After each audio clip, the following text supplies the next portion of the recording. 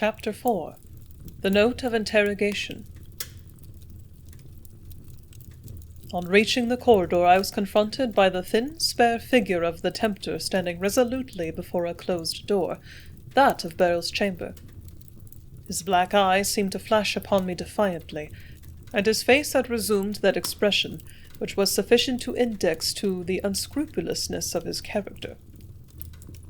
"Let me pass," I cried roughly in my headlong haste. "I desire to see my wife." "You shall not enter," he answered in a voice tremulous with an excitement which he strove in vain to control. "She is in distress. I heard her scream. It is my duty, both as a doctor and as her husband, to be at her side." "Duty?" he sneered. "My dear sir, what is duty to a man who will sell himself for a handful of banknotes?" "I yielded to your accursed temptation, it is true," I cried fiercely. "But human feeling is not entirely dead in my heart as it is in yours. Thank God that my hands are still unsullied." He laughed, the same harsh, discordant laugh that had escaped him when, below in the library, I had refused to accept the vile condition of the compact. He stood there, barring my passage to that room wherein lay the unknown woman who had been so strangely united to me. Whoever she was, I was resolved to rescue her. Mystery surrounded her, mystery that I resolved at all hazards to penetrate. "You were in want of money, and I offered it to you," the tempter answered coldly. "You have refused, and the matter is ended." "I think not," I said warmly. "You will hear something more of this night's work." He laughed again, displaying an uneven row of discolored teeth. To argue with him further was useless. "Come, stand aside," I cried, making a movement forward. He receded a couple of paces until he stood with his back against the door, and as I faced him I looked down the shining barrel of a revolver. I do not know what possessed me at that instant. I did not fully realize my danger, that is certain. My mind was too full of the mystery surrounding the unknown woman who was lying within, and whose hand had showed me that she was no invalid. Physically I am a muscular man, and without second's hesitation I sprang upon my adversary and closed with him. His strength was marvelous. I had undercalculated it, for he was wiry with muscles like iron. For a few moments we swayed to and fro in deadly embrace, until I felt that he had turned the weapon until the barrel touched my neck. Next instant there was a loud report. The flash burned my face, but fortunately the bullet only grazed my cheek. I was unharmed, but his deliberate attempt to take my life urged me to desperation, and with an almost superhuman effort I tripped him by a trick, and kneeling upon him wrenched the weapon from his grasp. Then, leaving him, I dashed towards the door and turned the handle, but in vain. It was locked. Without more ado, I stepped back, and taking a run, flung myself against the door, bursting the lock from its socket and falling headlong into the chamber. The light was insufficient in that great chamber. Therefore I drew one of the blinds partially and crossed to the bed, full of curiosity. My wife was lying there, silent and still. Her wealth of dishevelled hair strayed across the lace-edged pillow, and the hand with the wedding ring I had placed upon it was raised above her head, and tightly clenched in that attitude often assumed by children in their sleep. She had screamed. That sound I had heard, so shrill and plain, was undoubtedly the voice of a young woman, and it had come from this room, which was directly above the library. Yet as far as I could see, there was nothing to indicate the cause of her alarm. Utterly bewildered, I stood there gazing at the form hidden beneath the silken coverlet of pale blue. The face was turned away towards the wall so that I could not see it. Why, I wondered, had the tempter barred my entrance there with such determination, endeavouring to take my life rather than allow me to enter there? The small ormolu clock chimed the hour upon its silver bell. It was 1 o'clock. Attentively I bent and listened. Her breathing was very low. I touched her hand and found it chilly. For a moment I hesitated to disturb her, for she was lying in such a position that I could not see her face without turning her over. Suddenly, however, It occurred to me that I might draw out the bed from the wall and get behind it. This I did, but the bed, being very heavy, required all my effort to move it. Strangely enough, at that moment, I felt a curious sensation in my mouth and throat, and an unaccountable dizziness seized me. It seemed as though my mouth and lips were swelling, and the thought occurred to me I might have ruptured a blood vessel in my exertions in moving the bed. Eager, however, to look upon the face of the woman who was my wife, I slipped between the wall and the bed, and, bending down, drew back the embroidered sheet which half concealed the features. I stood dumb-stricken. The face was the most beautiful, the most perfect in contour and natural sweetness of expression that I had ever gazed upon.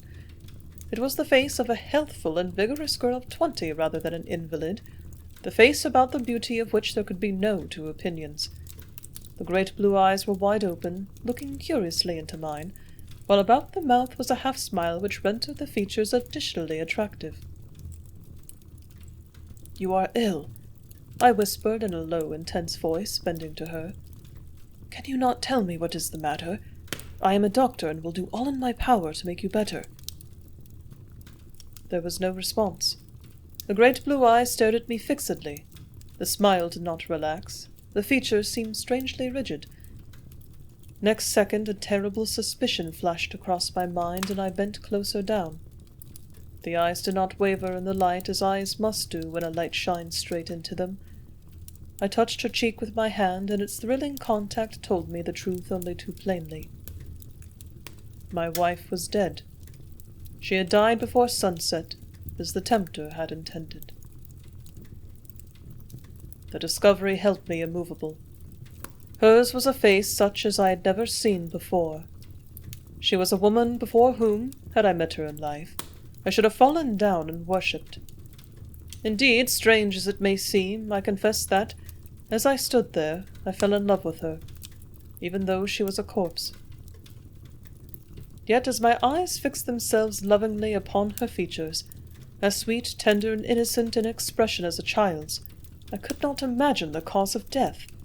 There was no sign of disease or unhealthiness there. Why had she uttered those screams? Why indeed had the doors of the death-chamber been afterwards locked? Had she, after all, fallen victim to foul play?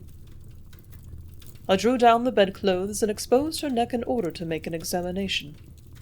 She wore, suspended by a thin gold chain, a small amulet shaped like a note of interrogation, and encrusted with diamonds. My observations told me she had not worn it very long, for the edges of the stones were sharp, yet the delicate skin remained unscratched. Desire possessed me to have some souvenir of her, and without further ado I unclasped the chain from her neck and placed it and the little charm in my pocket. Then, in continuation of my examination, I placed my hand upon her heart, but could detect no cause of death. Upon her breast, however, I found a curious tattoo mark, a strange device representing 3 hearts entwined. Now, in my medical experience, I found that very few women are tattooed. A woman usually shrinks from the operation, which is not unaccompanied by pain, and on careful examination of this mark, I came to the conclusion that it had been pricked some years ago by a practised hand. Further, that it had some distinct and mysterious signification. It was in the exact center of the breast, just sufficiently low to remain concealed when she had worn a décolleté dress. The light was dim and unsatisfactory, but all my efforts to trace the hand of an assassin were futile. Suddenly, however, as I examined her eyes, the left one nearest the pillow bore an expression which struck me as unusual.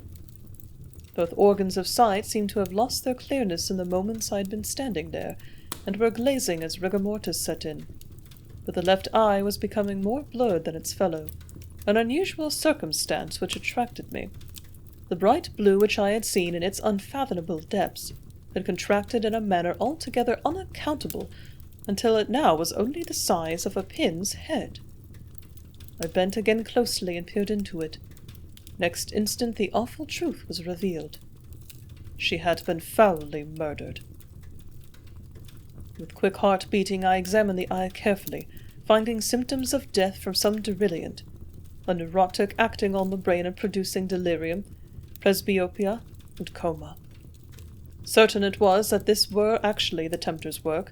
He was a veritable artist in crime, for the manner in which death had been caused was extremely difficult to determine. Finding myself undisturbed there, I made further and more searching examination, until I held the opinion that death must have been almost, if not quite, instantaneous. Such theory did not concede with the screams that had escaped her.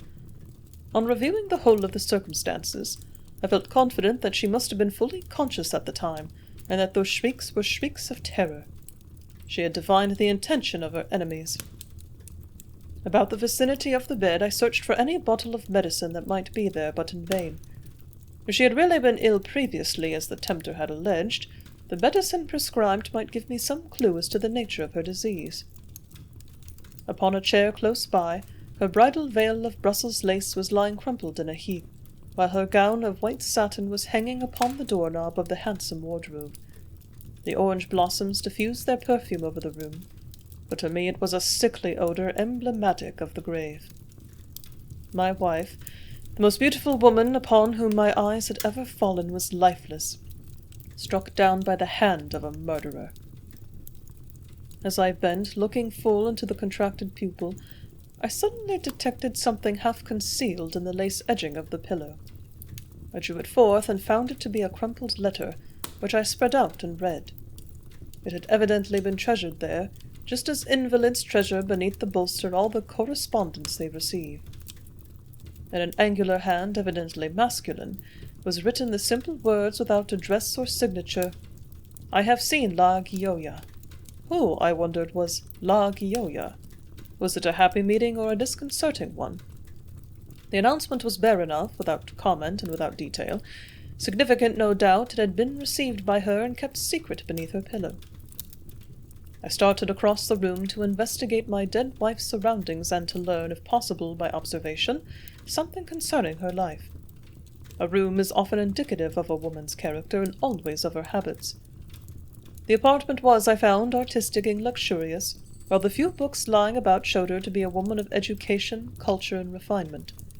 Upon a little side table, concealed behind a pile of books, I found a small blue bottle, which, taking up, I held to the light, and afterwards uncorked and smelt, wondering whether its odour would give me any clue to its composition. The bottle contained pure chloroform. Once more I crossed to the bed when, of a sudden, I again felt that strange sensation in my mouth and throat, both of which seemed to contract until my breathing became difficult. I felt half strangled.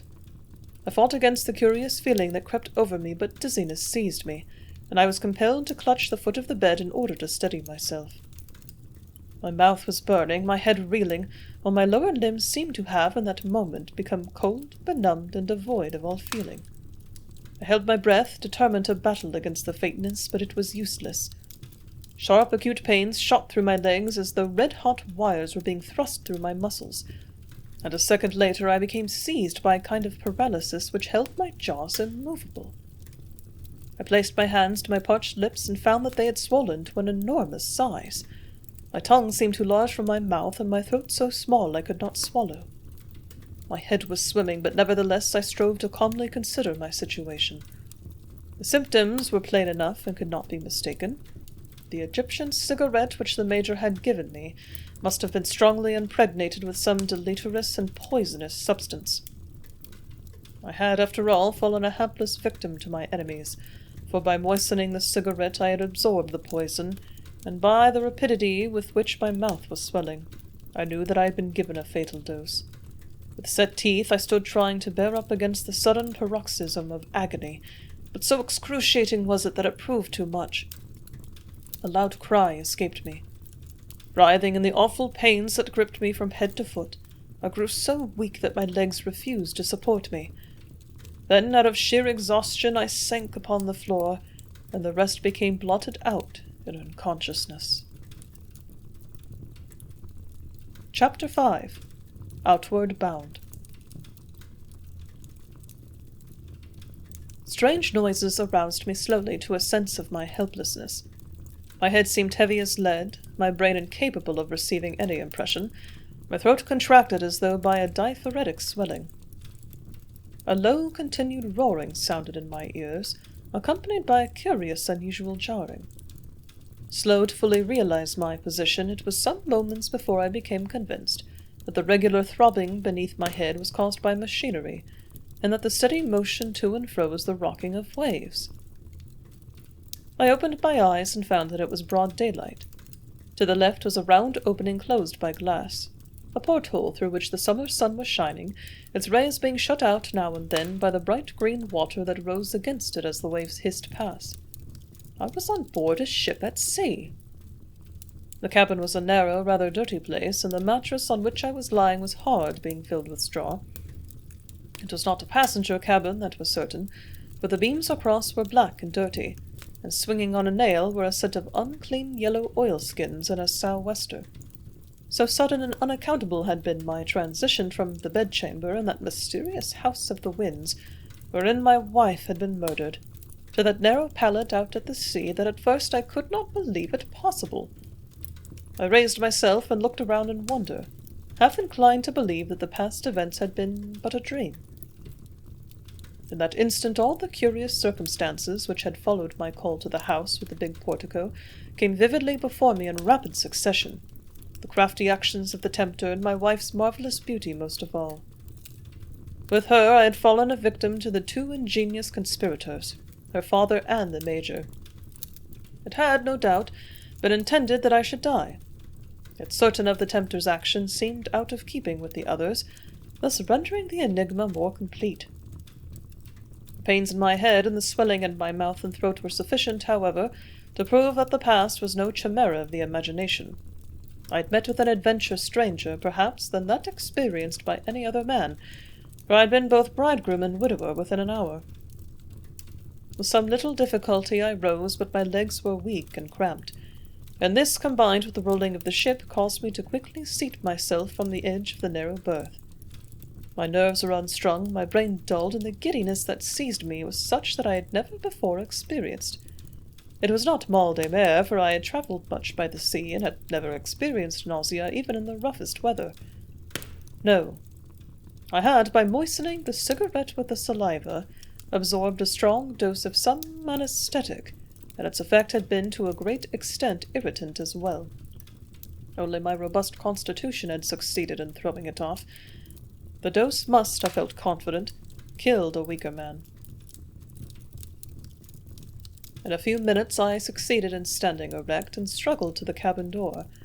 I turned the handle, but could not open it. I was locked in. Again I seated myself upon my mattress and tried to calmly review the situation. Of a sudden I bethought myself of the amulet I had taken from the neck of my dead wife, and thrusting my hand into my pocket was gratified to find it still there, together with a pair of white gloves that the tempter had given me. I took it out and examined it. The chain was very fine but strong, and the curious little charm of plain gold on that side that would lay against the skin was beautifully set with diamonds which now sparkled and flashed with 1,000 fires in the brilliant sunset. About 1.5 inches long, it was some of the most delicate workmanship I had ever seen. I had seen in jewellers' windows in Bond Street and Regent Street many articles of jewellery, brooches, breastpins, and the like, in the form of a note of interrogation, but never one made in this manner. It was different to all the others, a costly ornament without doubt, for all the stones were well matched, and, as far as I could judge, not being an expert, of the first water.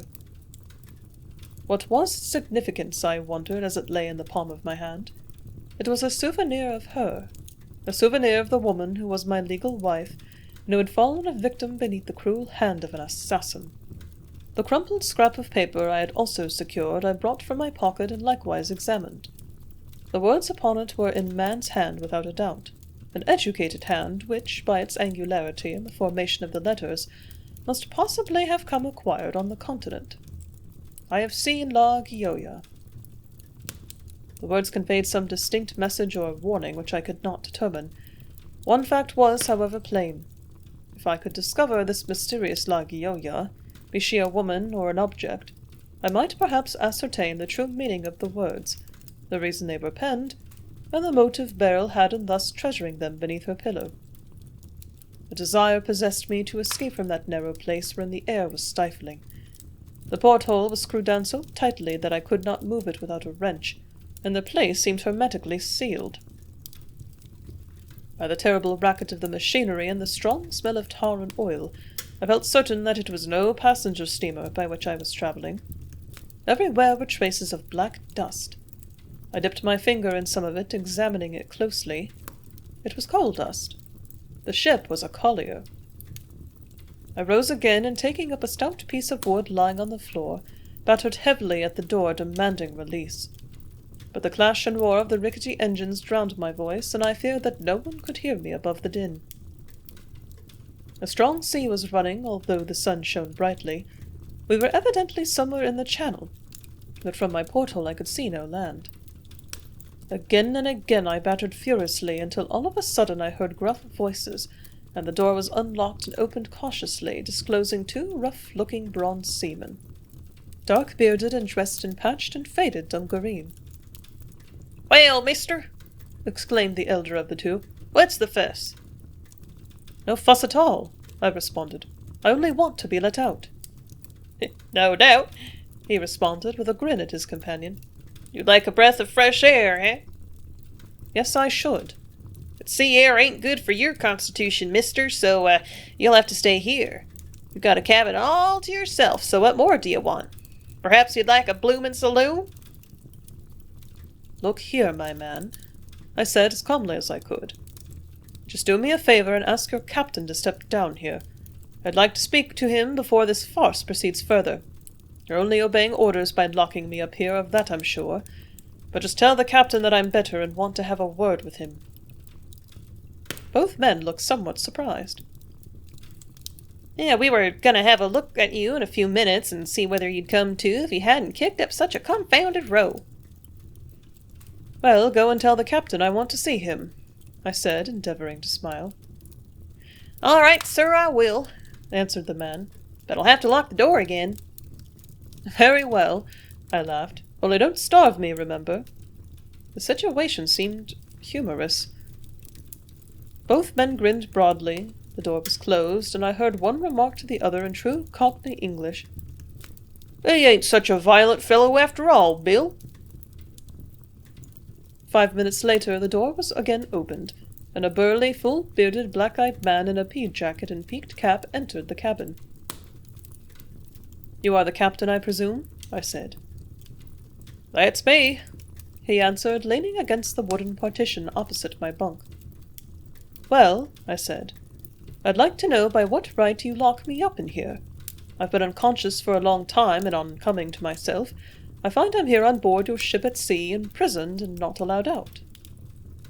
"You're in here for the benefit of your health," he answered roughly. "Sea voyage'll do you good." "Then perhaps you'll tell me the name of the ship on board which I'm taking this pleasure trip," I said sarcastically. "Better find that out." "No difficult matter, I suppose," I answered quite coolly. "Only I should like to point out that even though you may be skipper of this coal hulk, you have no right to imprison me here." "I shall do as I like, cocky," he responded. "And further, you'd best be quiet and keep a still tongue, or perhaps you won't see land again." "That's certainly a very genteel speech," I said. "Perhaps the British consul at your port of destination will have something to say regarding your conduct." "I don't care a brass button for all the blinked consuls in the whole consular service," he replied with a coarse laugh. "You're on board my ship, and I'll give you to understand once for all that I'm master here." "Perhaps you'll pipe to a different tune when your master certificate is suspended for a year or two."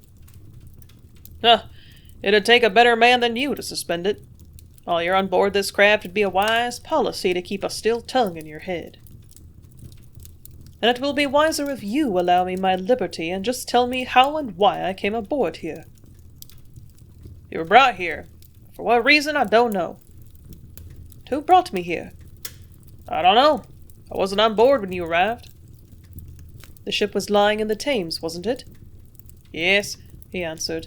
"Wasn't on the Clapham Common, that's a certainty." "And where are we now?" "At sea."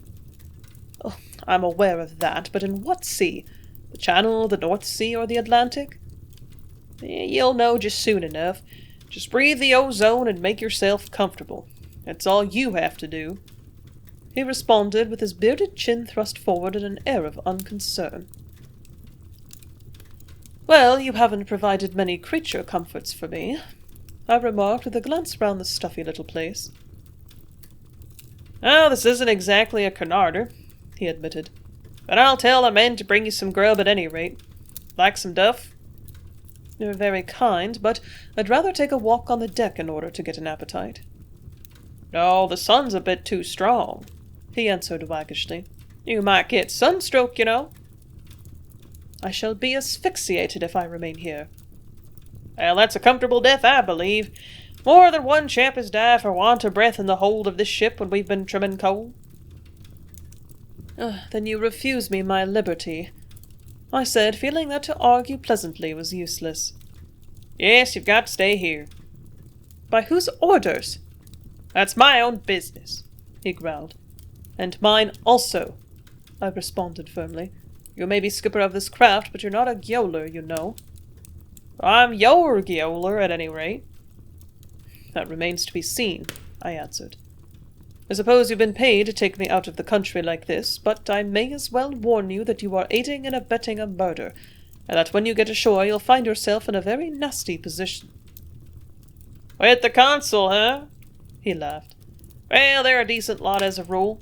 We won't get much trouble with them if we deposit our papers in order." "But if I demanded you arrest for illegal imprisonment?" "I don't fancy you'd do that, mister," he responded with sarcasm. "Might be a bit of a bother for me in England, but the foreign police are a bit chary of touching a British captain." There was, I knew, some truth in that, yet I did not intend to remain cooped up there a prisoner for the remainder of the voyage. "Well, now look here," I said in a more conciliatory tone. "Why are you not frank with me?" "'Cause you ain't responsible for your actions." "That's why you won't allow me on deck?" He nodded. "Then, I suppose, when I was handed over to your tender charge, they told you I was a lunatic." "Well, they said you'd better be kept under restraint. I was told you'd had a bad touch of the blues, it seems." "And yet you took me aboard while I was unconscious," I said. "That was scarcely a wise proceeding, was it?" "You were here when I returned. I've told you I found you here." "Then you mean to tell me that you don't know who paid you to take me on this pleasure trip?" "No, I don't. I've only received orders and just observed them." "Orders from whom?" "From my owners." "Your owners? What possible interest could your owners have in shipping me aboard while I was unconscious? Who are they?" "Handways of Newcastle." "And what ship is this?" "The Petrel of Newcastle." "Bound for where?" "Oh, no," he replied. "I've strict orders to keep you confined in the cabin, to treat you as well as your behavior will allow, and to tell you nothing." "Well, Captain, you're a sensible man, and surely you'll listen to reason." "What reason? I've got my orders, that's enough for me." "But I tell you that by this action you are aiding in the concealment of a terrible crime, the dastardly murder of a lady in London," I burst forth. Of course, that's the yarn they said you'd spin. Well, you could stow that for the present. I'll come down here and hear it over a pipe when I want a bit of relaxation. For the time being, just you sniff the ozone and fancy yourself in a drawing room." Then, without more ado, the burly fellow made his exit, slammed the heavy door and bolted it, leaving me still a prisoner within that tiny cabin.